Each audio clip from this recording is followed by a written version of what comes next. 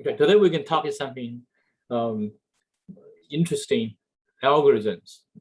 So I want to just to explain a bit insight about AI and data science. Hopefully that give you better sense about all the algorithms. I think the last time Chia is asking me why machine can learn. Okay, that's a good question. I don't know how many people can answer that question now. I know Ronnie keep thinking. Maybe we can talk about that today. Okay, so anyone want to give a try before we start? I think there's a good thing. Before we think, then I try to explain. Maybe you can have a better understanding about the knowledge, right? At this point, we should have some idea what really the machine learning is about. Okay, some people have not really into those machine learning courses. That's okay. I think that while they're trying to solve the issues in the puzzle, and what exactly is the knowledge? Why the computer has the knowledge, and then can computer have like emotion? Those kind of knowledge. That's the question I try to answer today. We don't have much on coding today, because right, that's just concept. Coding is tomorrow. Okay, so before we start, let's just think about the question. I think Jay asked me the question last time. I'm not sure if we went back. Maybe you think about that. If you do, okay, there's one more person come here. Let's see, who is this? Okay, I think it's Sick here. Yes. Okay, your picture is different. Okay. So we just started, yeah, right in time. So what I'm talking about is about the machine learning, right? For the knowledge, machine learning means machine learning knowledge. What exactly the knowledge means? That's what I try to answer that question. For example, the emotional, do machine have emotions? And then tomorrow we're going to cover some coding, but today we just explain the concept. So now, since you're coming late, so you have to ask the question first. So what do you think? Why the machine has the knowledge? What kind of things stay stored in the machine as a knowledge? Okay, it doesn't really matter is it right or wrong. There's no right or wrong. Just give me. So it samples the data and it takes the response from each iteration and learns from the data that it gathers. Mm-hmm. Okay. If you have like a supervised learning model, you basically have control over how the machine or the computer interprets the data and how it's supposed to analyze that data that it's supposed to interpret and the type of output it's supposed to give. Right, I understand. That's what we see in like from outside. Internally, why the machine has the knowledge? The machine has to know how to behave. I think the machine has a behavioral element that needs it to know what to do with the data, what that knowledge. Because knowledge by itself is. Ahmed, what you explain is what we try to answer. Okay, so the question right now, internally, how does the knowledge being represented? Basically, let me put it this way, simple way. How the knowledge being represented in the machine? Machine is computer. We know the computers can only know one. It's stored in a binary, right? How you store it in a machine, or right? Why the machine knows? So I think that's what we try to answer the question. Even though I know the machine has a storage. Why the knowledge being converted? Why the storage being converted to knowledge? That's what we try to solve for machine learning, right? The machine has knowledge because we input a lot of knowledge to the machine. That's why the machine has a lot of knowledge, even more than human. But my question was, how is learning? I mean, the learning is a verb. How to machine learn, or yeah. Anyways, yeah, it's just because the human input the knowledge to to the machine. That's why that's the way machine to learn the knowledge. I think, how about like machine, it's dividing the information between date and time, and based on new information we're providing, the machine adjusts the models and they're becoming more and more rich. Okay. Okay, earlier I heard something called model. I know the Ronnie is keep thinking. Ronnie, you may have some So the question is, just to be clear, you're asking how does the machine learn? Oh no, not how does the machine know, right? Once machine learn, where you store this knowledge. Machines are programmed, right? Yeah. Man created machine. Right. So that's right. But what are we trying to learn? Before we learn, we should know that. But simple example, hopefully that can explain why. Okay. For example, I put in my screen. You can see there's a straight line here, almost straight line. Actually, it's a curve. Okay. That's what this curve means. It's a model. It's a knowledge. It's what everything you learn.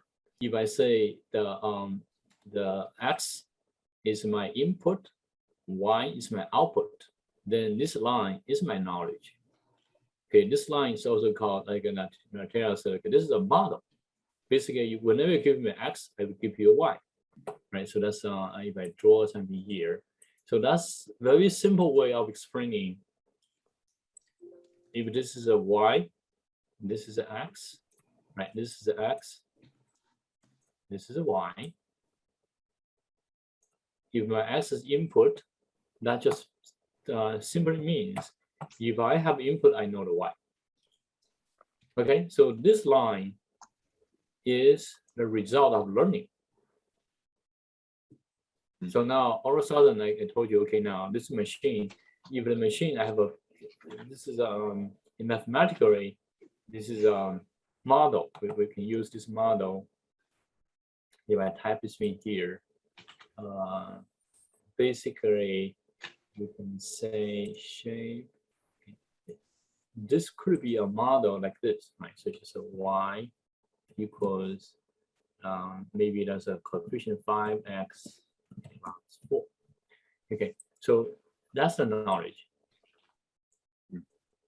right? Because when I express this means in this mathematical form, so basically assuming Y is a price, X is a number of input, okay, then the unit price of 5 plus 4 is that cost. So that's what the store can charge you based on this formula. Is that clear? This is a very simple way of knowledge. Does that make sense? Then you use a huge amount of data. Then what you figure out is this coefficient of 5 and 4. So in other words, internally, machine only have to store 5 and 4. That's all you learn. It's a very simple way. Okay, this is the knowledge you learn. So this is machine learning. Okay, now why this is seems like very simple. It's like solve equations, like a high school math. Why the machine learning becomes so all of a sudden becomes so popular in recent years? You know, this thing has been known for decades. What really make a difference? Is it with the capability to store greater amounts of data so you can get more samples and more learning, more knowledge? Like with cloud computing now, you have more room to store, you know, terabytes. Yes. Okay. Yeah. And the ability to share that information that's stored? No, I think the key part, okay, the key part is this a formula. If you know this formula, the only thing you have to store is 5 and 4. Right? 5 and 4, very simple. But how do you know this is the model? Okay, now what I really intentionally didn't mention, how do you get this model? A straight line. This is not machine knows, it's human knowledge. Human knows for all design.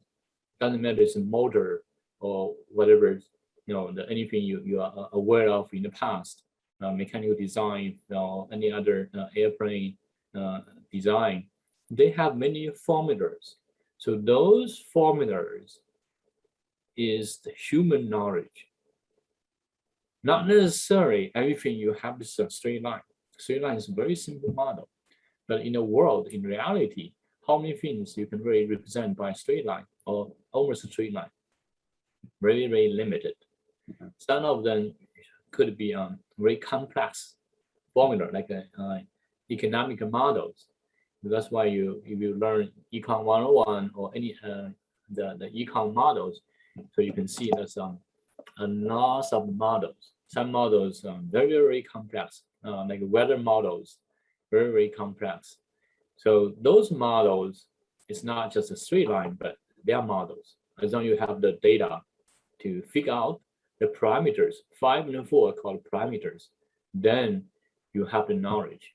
So the big challenge, we've been learning. So you think about the undergraduate courses and college courses. Many of the subject is all about models, right? So that simply means we know these models by human knowledge. And then if you know these models, machine learning becomes very simple. All you have to just figure out the parameters. And then to figure out parameters, basically solve equations. So what's the challenge? Challenge is where the model comes from. So the bottom line is really, how do you figure out this the model? What do you think? How do you get a model so far? Experiment. That's what the researchers, the designers, they do all researches. Eventually, they use a huge amount of data to figure out the model. Sometimes they have the proof mathematically. Sometimes they don't have the proof mathematically, but just verified in the real data. So you come up with like the data based on the experiments, medicals, whatever the statistics. So they have this come out model. Okay, now what if you do not have these mathematical representations? Then last time we mentioned, you can, for example, this like reinforcement learning, it's a Q table. It's basically it's a mapping table. You have input. Basically, what it means, you have input, I have output, right? So if you put in the this model like in digital, in a discrete, there's a terminology called discrete.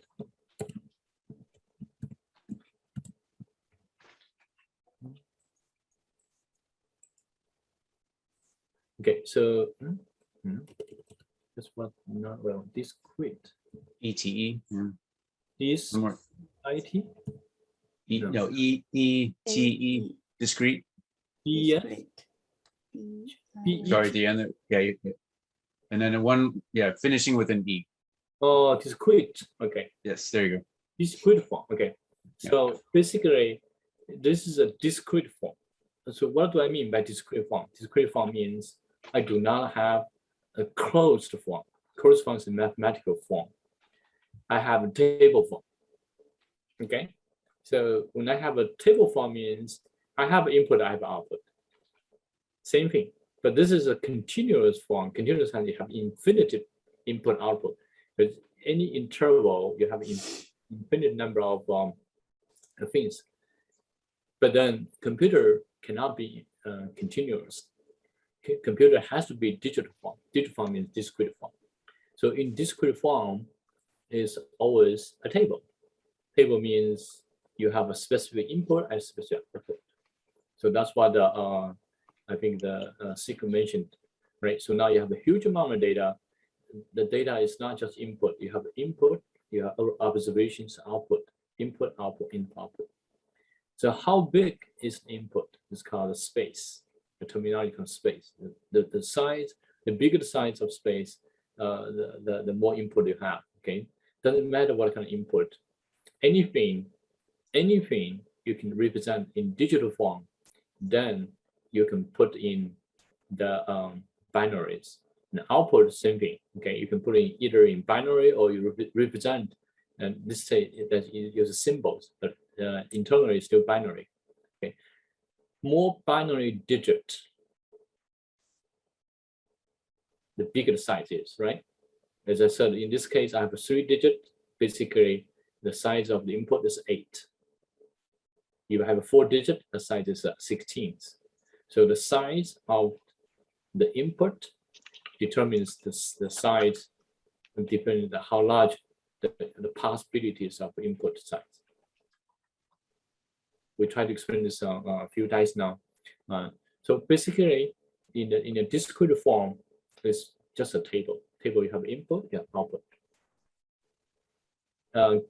Compared to the continuous model, continuous model is a reality model. Anything happens in reality is a continuous time, not discrete.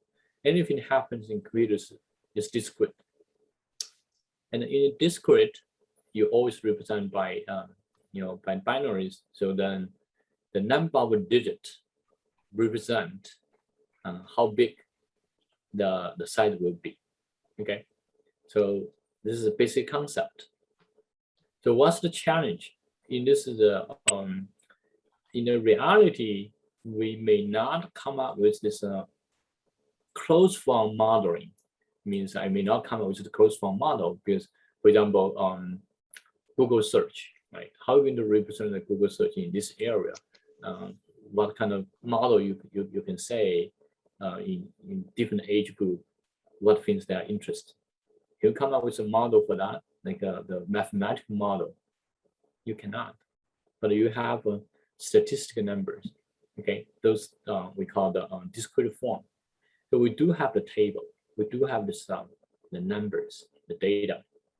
So now our machine learning I'm trying to do is to figure out the relationship between the input output based on data, and then that kind of information, or we call this knowledge, will not be stored in the mathematical formula, but they are just has to install in a way to store them.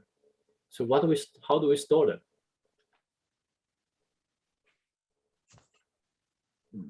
We know that's input, that's output, right? So there's there must be a relationship. This relationship may not necessarily be able to represent by a closed form. When I say the closed form, means the mathematical model or the formula. But now, how do we store them in a computer, which can be used again and again for new data? This is existing data, input output. We call it observed data or the label data. Now, what do we say? The knowledge means if we have a new data coming, and I can figure out output will be. That's the knowledge, basically, right? Is it stored in memory? Or do you? Yeah, we try to figure out what kind of relationship between input and output. And that's the knowledge. Okay, in this case, the knowledge is 5 and 4, but then plus this is a linear line. So there's two things, and a math formula.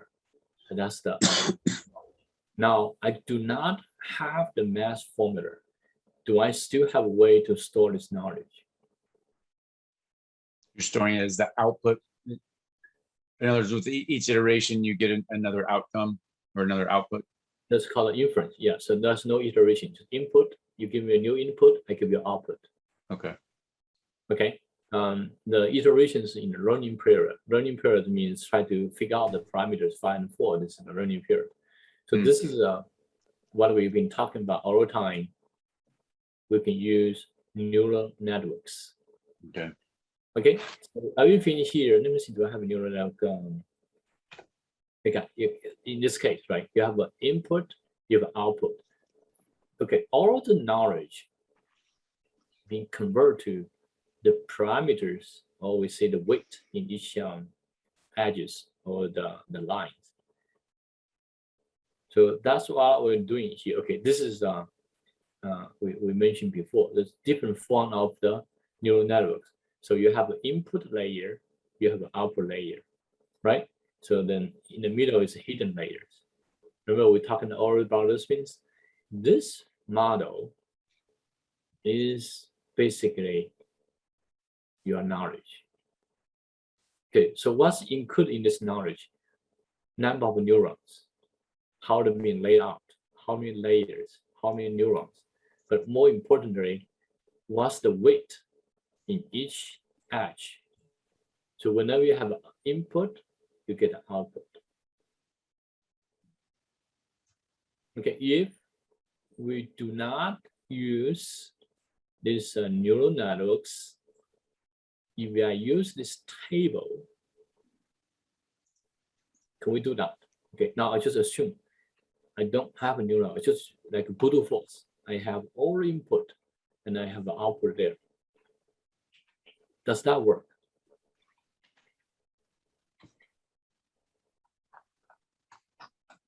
Okay, definitely it works because now you have everything here, just but under these assumptions, okay, for all the input, I have an output in this table. So it's limited. In this case, I have a 3-digit. I have 3-digit in my as my input. That means my input numbers can only be one of these 8 numbers, and I know exactly what output will be. So this mapping table is a complete knowledge about my input and output. So this mapping table is perfectly fine to represent the knowledge when you have only 8 input. Okay, that just means if I use a brute force table, I have every entry for an input, and then I have output for that. But then it works fine. It's working perfectly fine. The only limitations, I can only have my input space is only 8. The size of inputs are in 8. Anything beyond that, I don't know because it's not representable by my input values. Make sense? Okay, how useful is this one? Not quite, but sometimes it's been useful. Okay, if useful means if I know my input space is only 8, that's all I need to represent, and I only have 8 output.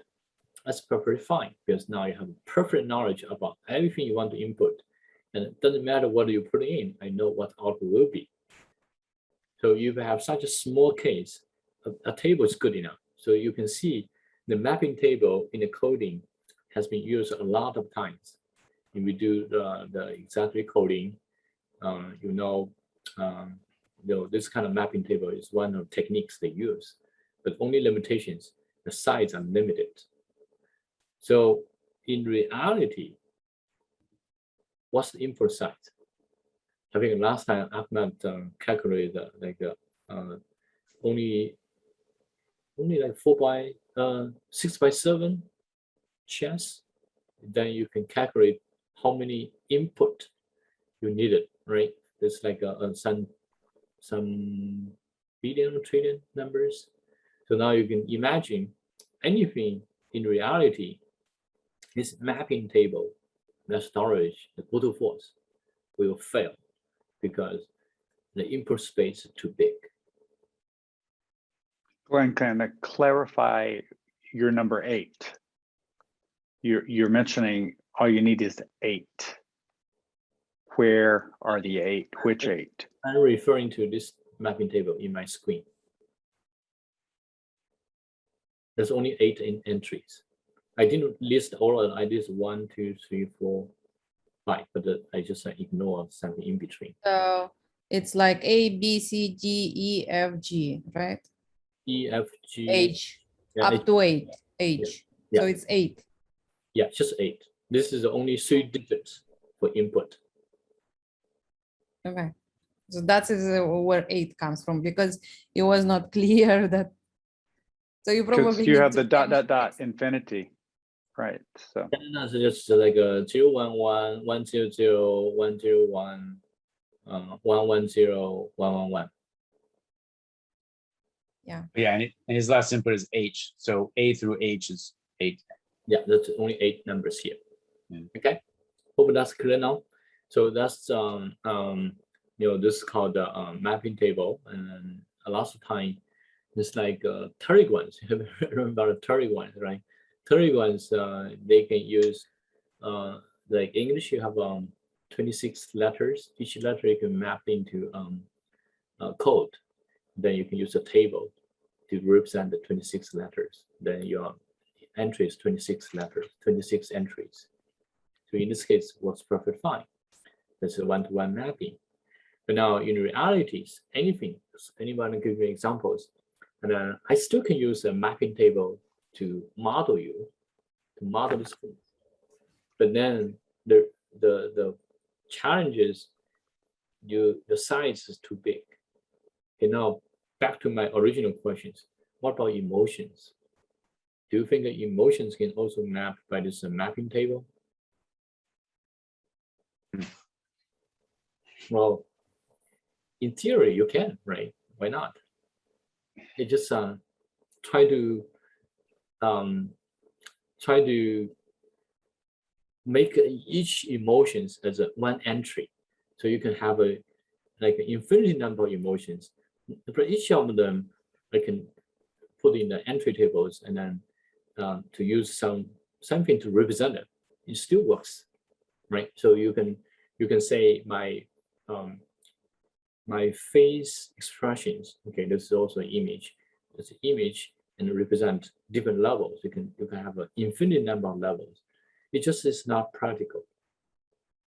I think it might be a bit more complex because I know like sometimes how they use like imagery like OCR to recognize straight face, smiley face, like a sad face. But I think it might be a bit more complex to detect emotions. I know maybe more like a matrix instead of a simple table. Okay, let's give you analogies. Like we now use a digital camera. We use analog camera. Use films. Now digital camera, what do you use? Use pixels, right? So you can see the original digital camera is a 1 million pixel, 2 million pixel, 10 million pixel, right? The good ones, 10 million. You can see this is you can keep increase number of pixels, but then it never can reach the level of the analog film pictures, but still it's good enough. So that's always some threshold. When you increase number of those entries, they'll be as good as analog form of representation. Put this way, digital way of representation, if you increase the number of granularities,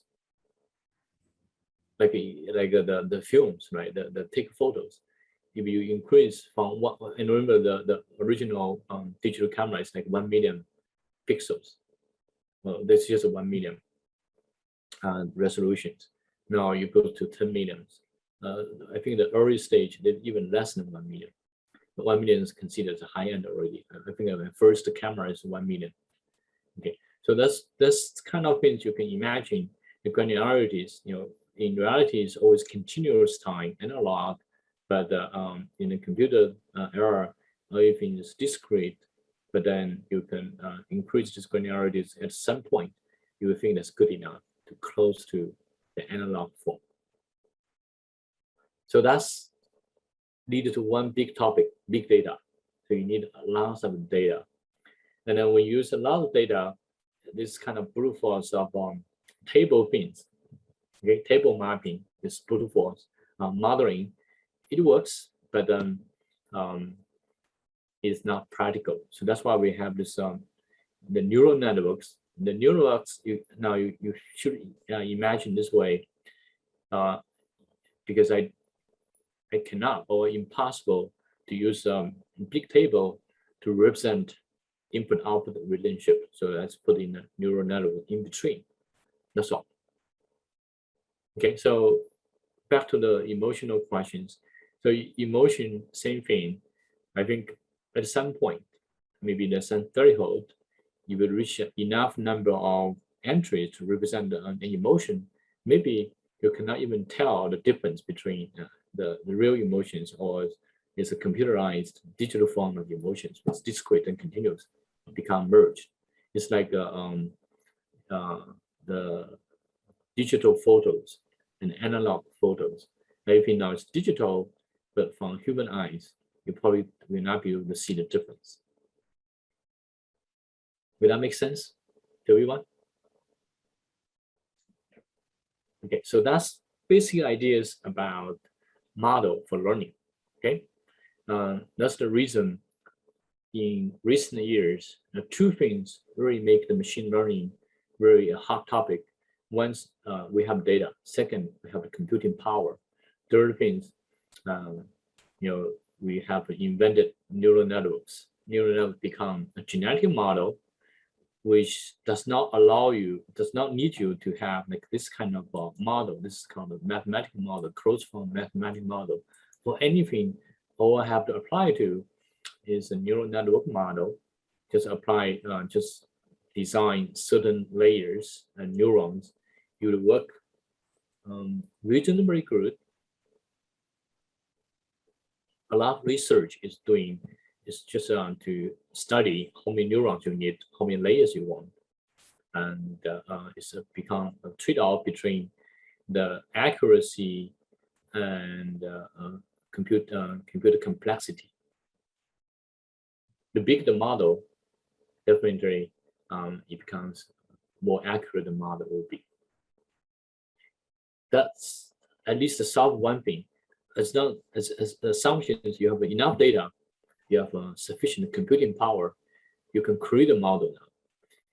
What was said earlier, if you use this closed form modeling, it's like impossible because you don't know what kind of model should be used. In other words, no solutions. Now, at least we have a solution. Then that's the passion about it. All of a sudden, people think, oh, we can use the neural network to solve everything I want. And they add one thing called deep neural network, right? Deep neural network means more layers. You add more layers, then in theory, you can model anything, including like a very tough question, like emotions kind of stuff. So that's the basic ideas about deep learning in recent years become all of a sudden become so hot topic. There was machine learning has been there for more than 60 years. In the middle of this machine learning or AI, they call the AI winter. So that was a kind of bottleneck. About 20 years, people cannot really break through the barrier to find a model, right? In the early days, all these machine learning models, either you have to have specific rules, if, else, learn, or you have specific formula. So you can, all you have to do just learn is parameters or identify its conditions. So you can use if statement to model these things. But in reality, when things get more complex, then it's beyond our human intelligence. This all the mathematical models is created by humans.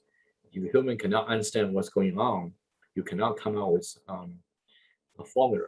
You cannot come out with a formula, then the techniques failed. So for about 20 years, no progress. But now all of a sudden, we have the new neural networks that look like it's unlimited power. As long as you have computing power, you can always create a model. It's just a matter of how good, how accurate the model is. Then the research is to try to keep improving this model. You can see every year they publish some models, and then they have more than 100 layers, and then hundreds of neurons can solve a bunch of problems. The most successful one is in the image recognitions. It's very, very successful. It can do much better than human eyes. Image recognitions, speech recognitions, those are so accurate. Actually, natural language processing, they can be to the point is useful and practical. So go ahead. So overall, I don't know if I understand correctly or not. So overall, you said the neural network model is equal to discrete model, which is mapping table.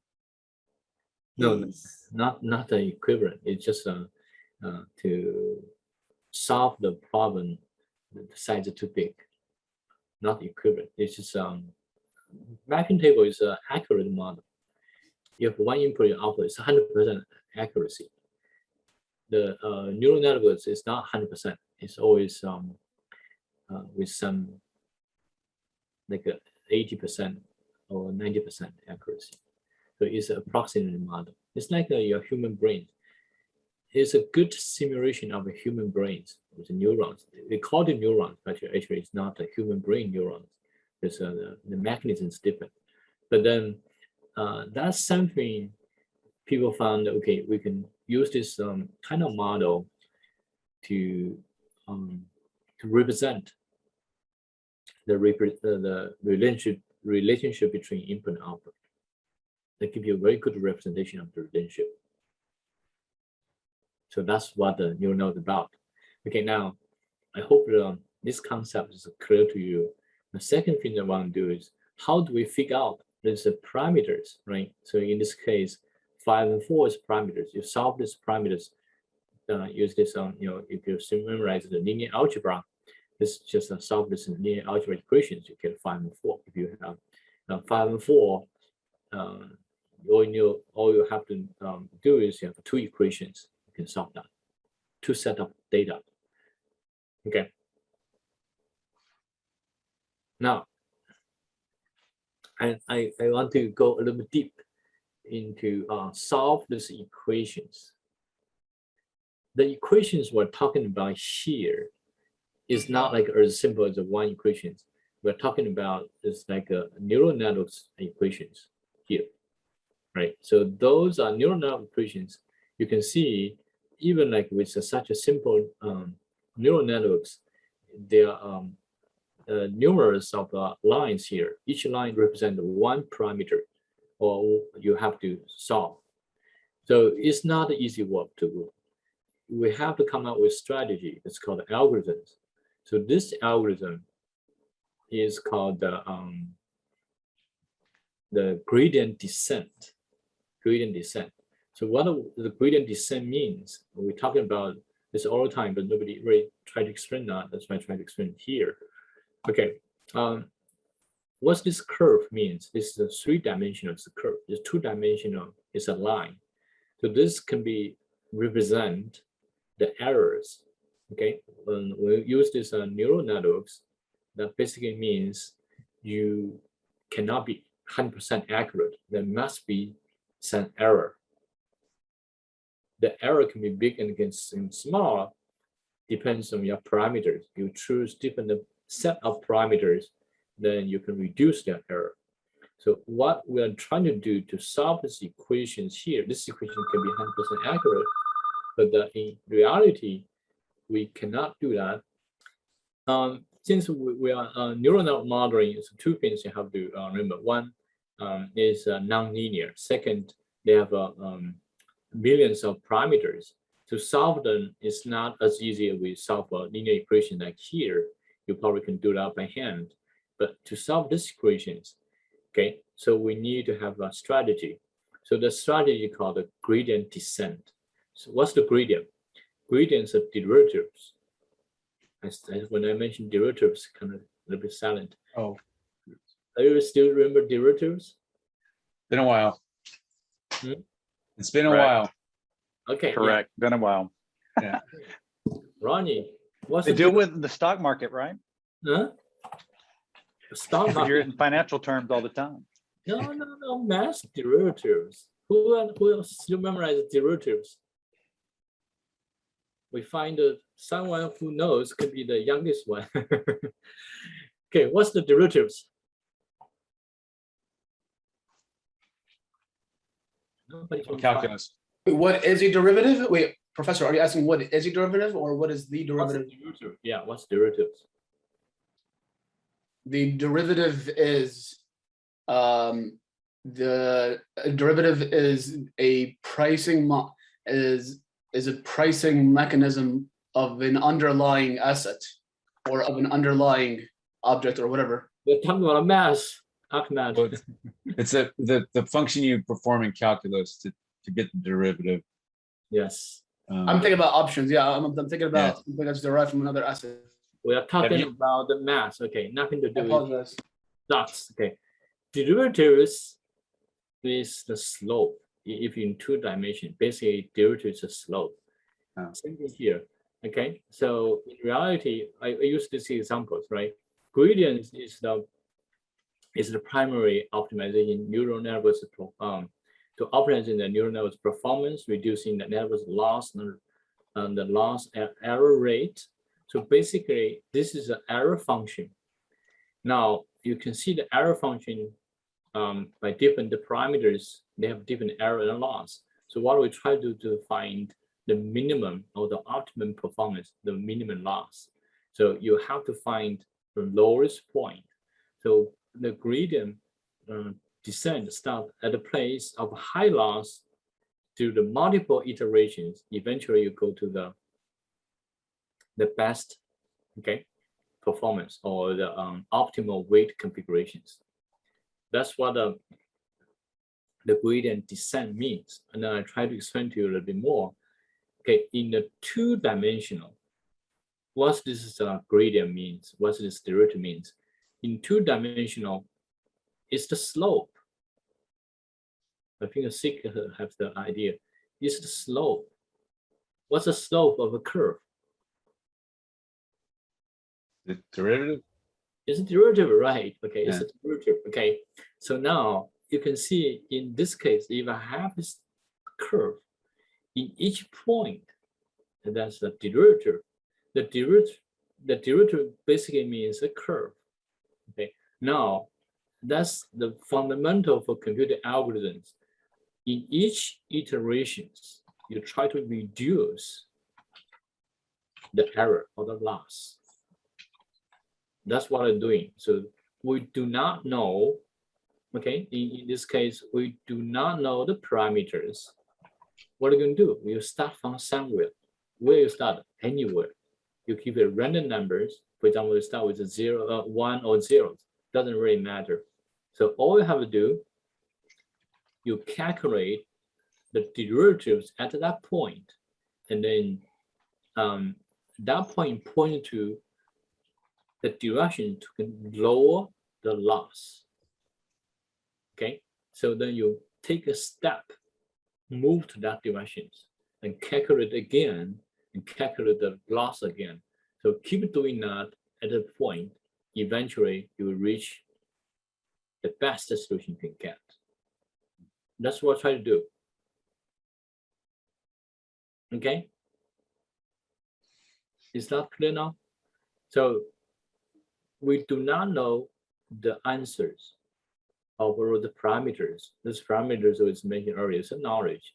Now, how we get into the lowest point or the lowest loss or the highest accuracy, we start anywhere in the parameters. For example, you say random numbers, you just give them random numbers. Then you definitely have a big loss of very low accuracy. Then you try to calculate the derivatives at that point, and then take a step going to that direction of the derivatives. What do I mean? Take a direction toward the derivatives. For example, let me give you an example here. Sure. Okay. In this case, is x, right? X. My original value is random numbers x0. Okay. What I pick the x1s. My next x1 will equal to x0 plus a step is called learning rate. I say LR. Learning rate times the directions of my derivatives. Okay, so that's say steep. least slope, okay, basically. So hopefully if you are from here, you take step here, then you reach this point. You can see your loss is being reduced. So you keep doing these things, eventually you reach to this point. Now, if you reach to this point, and then what's the derivative now? If you reach the bottom, what will be the derivatives?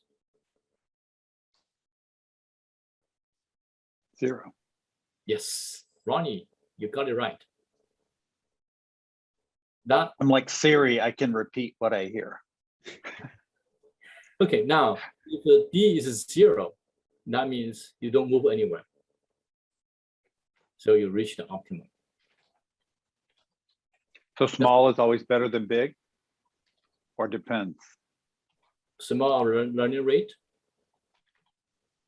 depends on you. It's This their is preference. This is called a target function. Target function is always like a loss. The loss, you try to reach the smallest possible, but not necessarily the small, the best. In general, we talk about underfitting, overfitting. So it's reasonable. Okay, but then in general, we just try to reach the upper. I mean, from algorithm itself, mathematically, we try to reach the optimum, the best that you can reach. Okay, what we're trying to explain here is called a learning rate. The learning rate is how big the step will be. Okay, if the step is very big, okay, even though there's learning rate somewhere here, you're pointed to some here.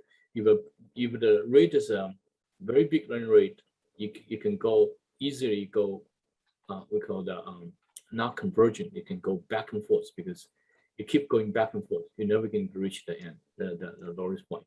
So there's a very big learning rate. Okay, so your learning rate point to your learning. You may goes to point rate goes point to down, but you make a big strike, and then actually goes here. You're going the direction is here, but then because you try to use a big strike, okay, because the curve actually go up already, then you actually reach to this point. You know what I mean? Okay, if you try to go one small step, you're going down. It's like you're walking. Now you make a big step. You're not going to reach the bottom. Actually, you reach to this point. You're going up again. So you can go back and forth, and never go to the end. So that's the learning rate is a big parameters people can control. You have big learning rate, not necessarily you can go down faster. This is very intuitive, right? If you're going down the hill, okay, and if you're down the hill, like this is a kind of hill and a hill. If you assuming you can make a arbitrary big steps, then you one step you go to the other hill. You're not going down, you're actually going up. But you make like a baby step, small steps, you can actually going down gradually. So that's called a learning rate. Okay, hope this is clear for the learning rate. Okay, now, same here. Okay, they try to reach to the bottom. Now, so the gradient descent, there are different methodologies. Okay, so that's just some knowledge. Okay, batch gradient descent. You will see this all the time. Batch gradient descent. That just means we also see this terminology called epoch, right? Epoch. And then the batch gradient descent calculates the error for each sample. For example, in this batch, you have 1 samples. Okay, this is called a training data set. A data set. Then you do not update the parameters until the whole process is complete. That's called 1 epoch. You do the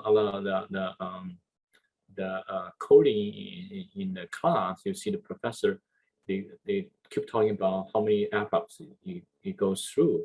That's what the epoch means. So you have 1 data set. You keep calculating the errors to finish all the errors, and then you stop. And then based on the error, you calculate the descent. then you start another cycle. This is a gradient descent. Second one called stochastic gradient descent, SGD. SGD is slightly more aggressive. You try to update the parameters for each sample. So this is within a batch. You don't really update the parameters within the batch.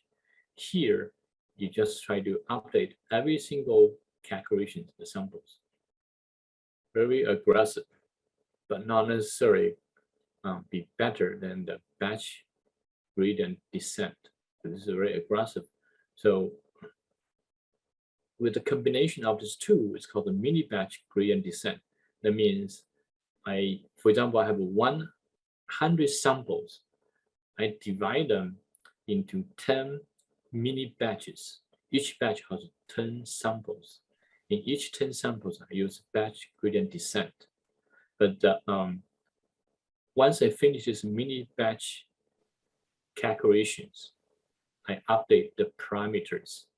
So for 100 samples, like in batch gradient descent, I update the parameters only after I finish 100 sample calculations. Here, I just update the parameters every single calculations. Here, I update the parameters every 10 samples. So this is a compromise or the combination of these two. So is there, for each type, on batch gradient, it says the whole process is like a cycle and it's called a training epoch.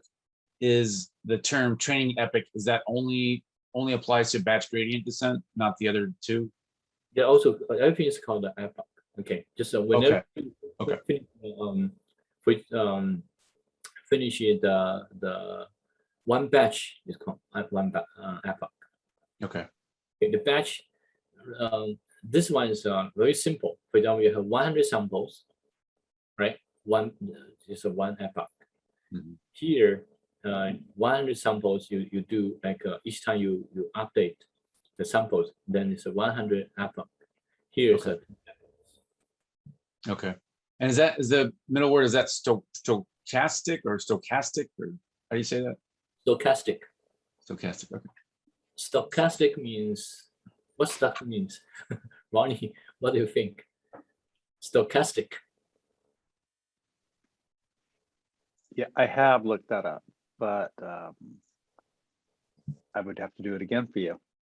I'm looking at many things in the scores. Randomly determined, having a random probability distribution or a pattern that may be analyzed statistically but not predicted precisely. Right, but stochastic is kind of random. Okay. Yeah, just not like we say stochastic process is a random process. Basically, what it means. Okay, so this is just some terminology. When you see that, you see a different way of doing the calculation. But actually, we figure out, okay, those kind of algorithm is very intuitive. That doesn't necessarily one is better than the other. Some people use this batch gradient. You found, okay, maybe I can improve it. Then they move to stochastic, and then this is stochastic maybe too aggressive. Let's make a compromise and make it the mini batch. So you can see those kind of thinking process actually is kind of interesting. It's not like a very mathematical way of proving which is better. It's more like a practice, a try and error. You try this thing, works good, and then try the other things even better. And at some point, they say, okay, there's some limit. Let's just do some combinations. Okay. So that's applied very well to the machine learning or machine learning AIs. So a lot of time, I always think the AI and machine learning is not so complicated because behind the scene, everything is kind of intuitive. And I try to explain those things. Now, I try to explain what's the local minimum, what's the global minimum. Okay, whenever this is a mathematical term, whenever you have a non-linear functions, we do not know if you reach this kind of minimum, if this is a global minimum or is this a local minimum or global minimum. So you can see very intuitively what global means, what local means, right? So this is a global minimum because you have lots of minimums. Those are minimums, but this one is the best. It's global minimum. Okay, now question. Still, you're intuitive. How do I find the global minimum? The lowest value in your model? Yeah. Okay. How do I find the, I use this iterations, finding this the gradients and going down the hill every time. But how do I know this is the global? Would be historical. You haven't reached that low before. Will it show up as a new low? Be new information? Say one more time. I think you are in the right directions. How do you do it? So if the computer is comparing, it has no lower low or greater negative, I guess you might say in this case, to compare it to. So it's like match, like there's nothing else to go beyond. So if the number is minus, in this case, let's just say -2. They never saw -3 before, so Yeah. How do you -2 wins. How do you get all of the local minimums? It's stochastic. Starting, yes, it's stochastic. It's starting from different locations. Yeah, it really depends on where you start. You can reach different minimums. So basically, I think. Was I right though? Yeah, you are right. Yeah, it's, you just you know where you start. You know where you can end. Okay, you will start from here. You end here. You start here. You end here. Then you have two minimums. Then do comparison. You find out which one is better. So that's a no absolute way. I know this is global. I just try different way. Okay, so like this means, right? This is slope. If you come here, you come, you go over here. It's like overshoot. You come back, then you find its local optimum, right? That's because you're starting from here. Then you, based on your slope, you're going down here, and then once you get here, you know you overshoot because the slope point to this direction now. Then you're stuck here, so eventually stuck here. So this is a local optimum. But this actually is a better solution. But then you're stuck here. If you're starting from here, then you're stuck here. Okay, so that's how you can find this global optimum. Okay, this line is a slope. Okay. Quick question. How do we know our desired starting point? Stochastic, random. Okay. If we know, we solve the equation already. And are we motivated by negative or positive slope? Oh, it depends on your Feedback? slope. Not motivate. Based on slope, you know which direction to go. In here, Always right? positive, always forward facing. No, That's how the neural network works, right? Always forward. Okay, so this time, okay, let me see the graph again. So very beginning, you have a slope like this. You know direction is going to left. From here, you go, your direction go to right. It doesn't matter where you're starting. The slope will tell you which direction to go. Okay. Okay. So that's solved I think a mystery. I think we try to explain two things today. One, what is the model really is the model about, right? Second thing is the model. We explain the model. If you use a Boulevard, just a table, because the table is too big, so we have to come up with some model. But then the closed form model is impossible. We cannot get it. So we try to use neural network models. Now the second thing we just try to explain. If you have the model, how do you solve this model? So the solving the model is based on the derivatives. Okay, now one more knowledge. Okay, not knowledge. I think everyone's probably seen this before. Chain rule. Everyone still remember the chain rule for derivatives? Don't No. remember that. You remember that or not? I do not. Okay. I have to brush That up. one on it. escapes me. Wait, Professor, could you repeat that? What's the, are you asking what's the chain rule? Yeah, what's chain rule derivatives? Anyone still memorize this thing? I could, 100% is a high school stuff. That's been a long time ago. Okay, chain rule derivative. Anyone remember this chain rule derivatives? What's the u, or is that the mu?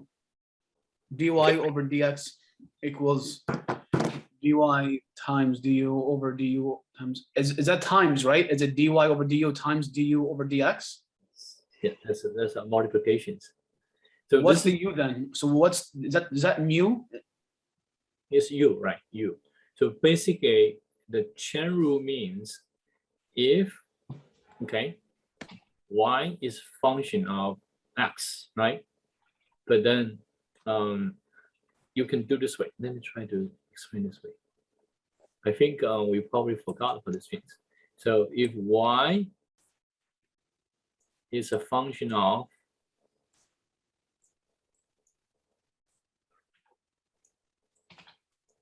u, do you know this is a representation, right?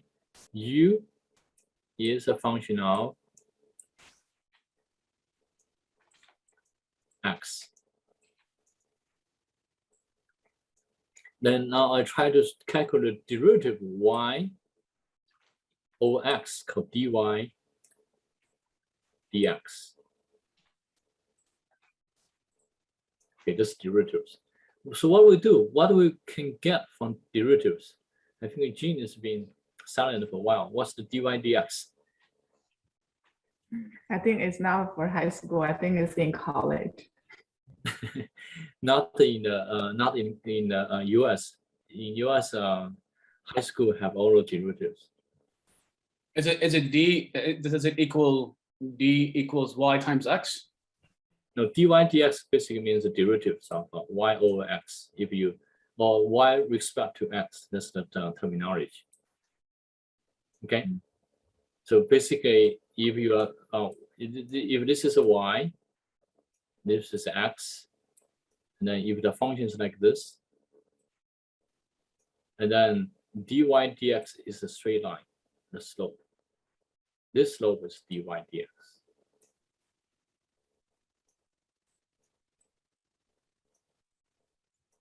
Okay, that's exactly what I want to calculate because in this point, I want to find out which direction to go. If the slope are like this, which direction should I go? You go left, right? Because the direction point to left.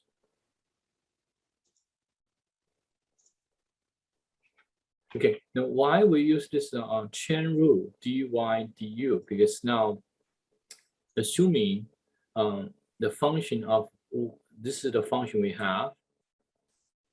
Okay, y is a function of u, u is a function of x. That's actually equivalent to this thing.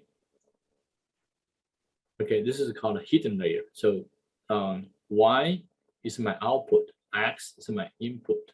So what I try to figure out which directions to go means I should increase the parameters here or decrease the parameters basically. So y over x is the derivatives, but then I cannot calculate the y over x directly because they have two layers in between. So that's where the chain rule comes from.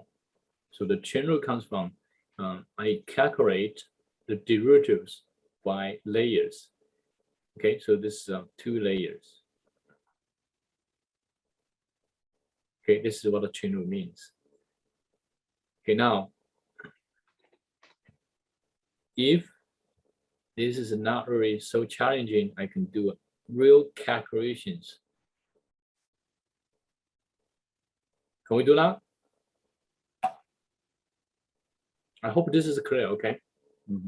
If you really think confusion, you need to review a little bit about this math. This is actually pretty straightforward. If you in a college, you try to explain a lot of things in the mathematics, but that's just probably The only thing you have to pay attention to this is just notations. Okay, this notation means if you have a layer from X to Y, in this case, I have only one neurons for each layer. And then this is also the same notation as the D. So Y and X. So now let's do a simple calculation. Hopefully that can help you to understand. Okay. Hope you can follow me. Batch, what's the batch? We just explained what the batch means, right? Batch means how many number of samples you want to use for one epoch. Okay, well, I said that my batch equals 1, only one sample. Epoch is 2, I can go for 2 iterations. Learning rate equals 0.2. That's how big my step is. Is that clear now? This parameters. Yeah. Okay, now I want to calculate. What do you want to calculate? You want to calculate. So the first time equals t equals 0, and my x equals 1, y equals 1. Okay, that's x equals 1, y equals 1. That's my observed data. I know x, y equals 1. And then what's my W1, W2, W3? That's my initial values. I don't know. I put a random numbers there. 25, 25, 1. My initial values, stochastic, random numbers, any numbers you put here. So what you calculate, okay? You calculate y prime is your calculated value. Your calculated value will have a difference from the real value, correct? This is 0.5, 0.5 is 1. So 0.5 times 0.5 times 1 will be 0.25. So see my epoch 1, my calculate my y value, y prime value, calculate value is 0.25. So what's the error?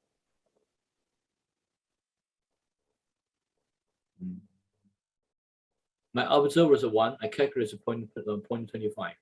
What's the error?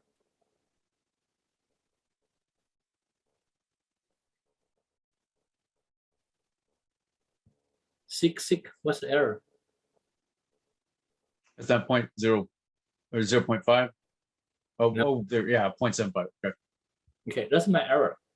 Yeah. How do I improve it?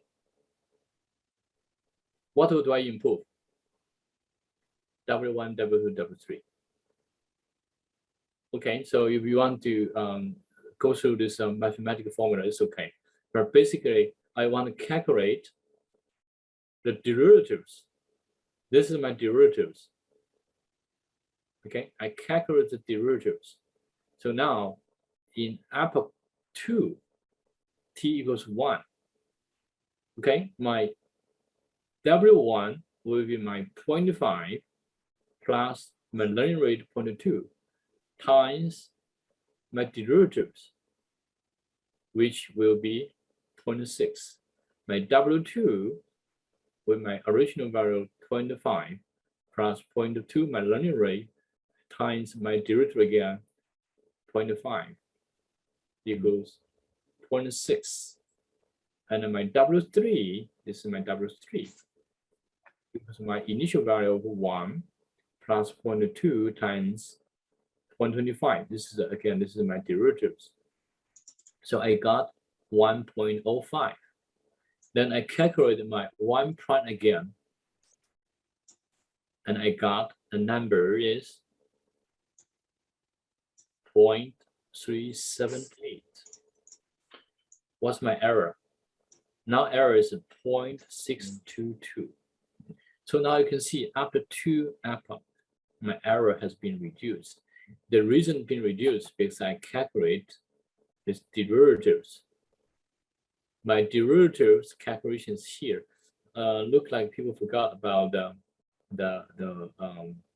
math. So I don't really want to go too much into the math, but basically just taking what I've been put down here and I calculate the derivatives. Now you can see my error has been reduced.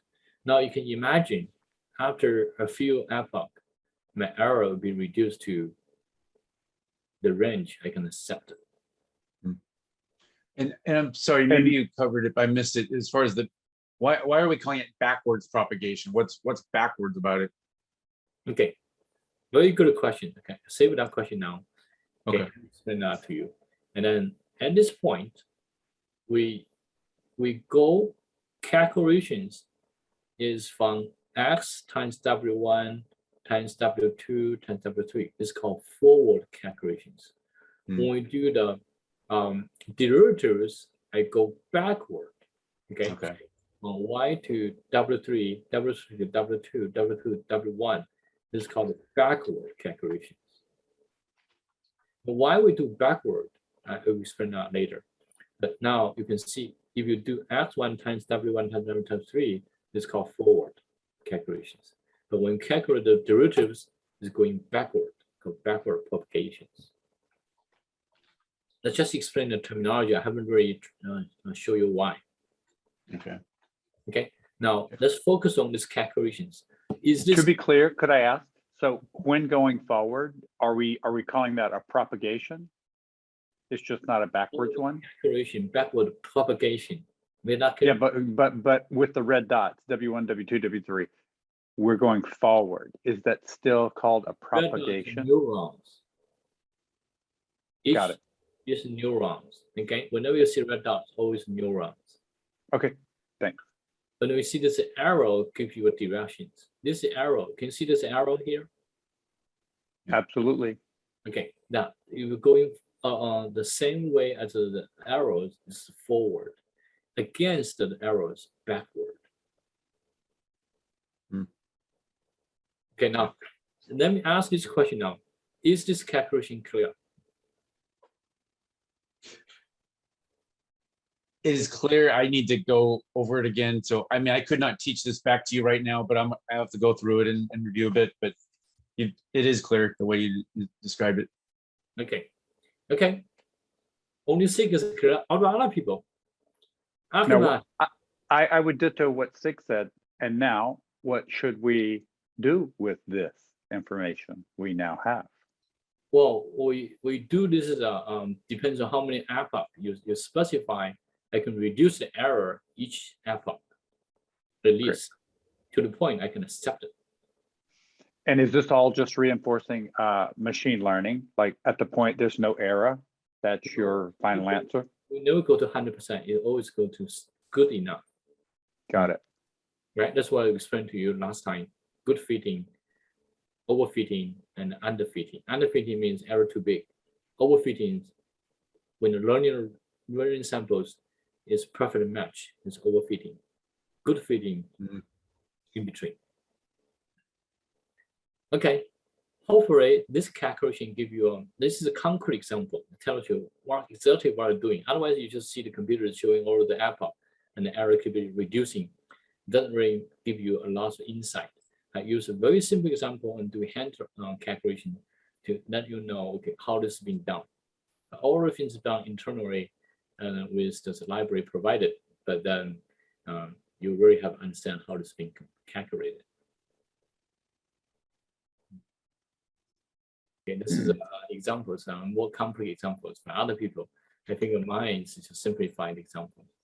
Okay, now why backward propagations? Okay, keep in mind you move along the arrows is forward calculations. Move against it is called backward propagations. What my claim is backward propagation can reduce the computations. Okay, this is a very famous optimization rule. If you try to reach your destinations, you don't really start from the source, you start from destinations. If you start from destinations, you reduce the amount of computations. Okay, why? Okay, so if you do the forward propagations, how many hops you have to do, right? So 1, 2. Because you try to find the optimum, the best ones, right? 1, 2, 3, 4, 5, 6, 7, 8. Total hops 8. If you go backward, 1, 2, 3, 1, 2, 3, 6 hops. Okay. I have a question, Professor. Is the forward propagation, would that be similar to like finding a critical path? Could you use the analogy to utilize the forward propagation to determine a critical path within a process? No. Okay, Ahmed, you have too much knowledge. You're trying to make a different comparison. This is not the same thing. Okay, never mind. Okay, so this is basically a trade-off between the storage over the computations. Okay, so now this is not magic. If you go forward propagations, you need, if you want to find the optimum, the best solutions, you need 8 hops. Basically, you have to compare 8 times. If you do backward, you only need to compare 6 times. Okay. Do you think this is a magic? Yeah, this is not magic. Basically, the reason you compute 6 times this 8 times because you have to store some in the internal or intermediate result. So it's always a trade-off. Computer science, there's no magic. It's always trade-off between storage or computations. So you save some intermediate result. They can reuse them. So then you don't need to do the duplication or the duplicate calculations. So backward propagations in general can save the amount of computations. What's the trade-off? You have to save some intermediate result. That answers the 6th the area question, why backward propagation? So as you on the lower example, when you're moving from right to left, following those green arrows, when you get to you move from the destination dot, yeah, and you go left, and then you're at the next column of 2 dots. You have a thick green arrow and you have a thin green arrow. Is that not still? It's the same thing. It's just I don't have the same thickness when I draw the line. Right. I'm just wondering the way it's represented. I'm not tracking on why it's actually only 6 hops versus 8 hops. Count 1, 2, 3, 4, 5, 6. Here you count this one. 1, 2, 3, 4, 5, 7. 1, 2, 3, 4, 5, 6, 7, 8. You count how many hops you go from the those destinations. So this is just a very simple rule of thumb. Backward can save some can reduce and repeat computations. Okay, just memorize it. Quick question. Could I just ask? Okay, so looking at the bottom example. Oh, yeah, this one again. So let's just look at the bottom row of the large green arrows. So from the right moving left, from the single neuron going to the next one down left. What if we then hopped up to the higher dot to the left? No, it's not higher. This is how many computations you need to do to figure out all the derivatives or figure out the derivatives. Does it have to do with the shortest path? No, not shortest path. We try to the whole thing is called the greatest descent, right? You try to so here the gradient descent. You try to find the greatest gradient. I probably didn't mention the greatest. So basically, what we're doing is try to calculate the steep slope. So you are comparing, because we try to compute all the slopes, but which one is the steep slope? Okay, so when you do the iterations, you don't just find the slope and go there. You try to find the steep slope. You're going downhill. If you're in a hill, what's the quickest way to go down the hill? You go to the steepest one, not like going to the anyone, right? Maybe not even like going to uphill. You try to find the best solutions. That's what I'm doing here. you are comparing each slope in each edge or each edge here and find the steepest one. That's why the number of the hop means number of comparisons you have to do. Just try to find the best solutions. But then Akma tried to say this is the shortest path and tell him that this is not the shortest path. That's this. Well, if you really want to interpret that way, it's also fine. But basically, it's not that it's weighted. If you think about this, the weighted as derivatives, maybe you can think that way. But this is not the shortest path in terms of the weight. It's just to find a path with the lowest or the lowest derivatives, put this way. How do you find the lowest numbers? You have to compare all of possibilities. Then you start from the destinations, always give you faster calculations. So that's why we said, okay, the computation is always a forward calculation, backward propagations. That's the terminology we use. But I think most people don't explain why. If you look at the books, they don't explain. But this is coming from the Optimum theory. Okay. Could you just simply say you're retracing steps, whereas when you're going forward, you're not retracing, you're creating? Yes. Does that make sense? Yeah, when you go over one step, you have to do the calculations, not reiterating. But then, yes, true. If you have gone through this, you don't have to. You save it, then you don't have to calculate again. So that's why you're saving time and saving steps. Yeah, you're saving the computations. Got it. Okay. That part. Okay. That part, anyway. Right. So I think Markov chain we haven't really covered that yet. We don't need to cover that today. So basically, what I'll try to explain to you, let's just recap what we learned today. Okay, very important. The fundamentals about what machine learning really means, right? So the whole thing is really uses neurons to model this infinite or unlikely brute force tables, then everything, not a table, but just the parameters in the weight. And how to calculate weight? Use iterations. To do the iterations, each iteration try to reduce the error. And the way to reduce the error, you try to find the greatest descent slope.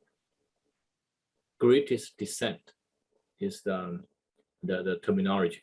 The descent slope, the gradient descent is the methodology. Find the greatest descent. Find the greatest descent gradient is the algorithm. Use that direction to take a step called learning rate. Then you eventually go to the bottom to find the error. Then the error is always a local minimum, but you can try different initial positions. You may reach the global minimum. Okay, that's pretty much what I want to cover today. I mean, there's a few things about Markov chains. I think that's the professor will talk next time. So I just don't go ahead of him. Any questions? I think it's pretty silent, and then we can see this code the next time. Thank you for the information. Yes. I- Professor. Thank you. Yeah, I hope this will give you some insight, because I see the lecturing going too fast without explaining those details. Hmm. Okay. Anyway, so if no questions, I think that's all about today. Tomorrow we can cover some coding.